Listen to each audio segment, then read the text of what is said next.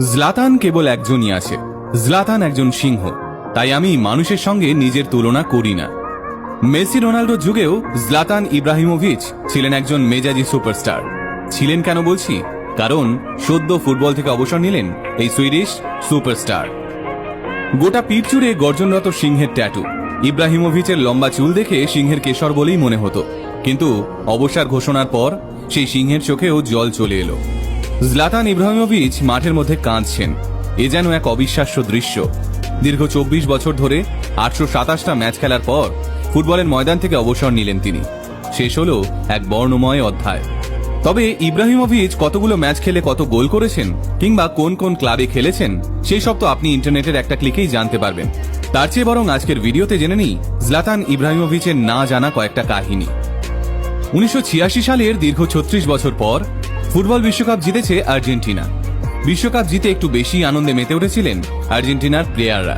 সেই দেখে মেসির ভালো বন্ধু ইব্রাহিমোভিচ শটান বলে দেন, আর্জেন্টিনার এটাই শেষ বিশ্বকাপ জয়। মেসিকে ছাড়া এরপর আর জীবনে কখনো বিশ্বকাপ জিতবে না আর্জেন্টিনা। তার এই মন্তব্যে বিতর্ক হয়েছিল ঠিকই, কিন্তু তাতে ইব্রার কিছু এসে যায়নি। 2013 সালে রোনাল্ডোর পর্তুগালের কাছে হেরে যায় জ্লাতানের দল সুইডেন। ফলে বিশ্বকাপে খেলার সুযোগ হারায় ইব্রাহিমোভিচ। বিশ্বকাপে খেলতে না পেরে তিনি বলেছিলেন, যে ফুটবল বিশ্বকাপে ইব্রাহিমোভিচ নেই, সেই বিশ্বকাপ দেখে দর্শকেরা মজা পাবেন না। এভাবেই সবসময় কলার তুলে মাঠ এবং মাঠের বাইরে রাজার মেজাজে ঘুরে বেড়াতেন ইব্রাহিমোভিচ। হাসতে হাসতে 30 মিটার দূর থেকে বাইসাইকেল কিক মেরে গোল করা কোনো ব্যাপারই ছিল না মানুষটার কাছে। ছোট থেকেই একগুঁয়ে আর জেদি ছিলেন ইব্রা।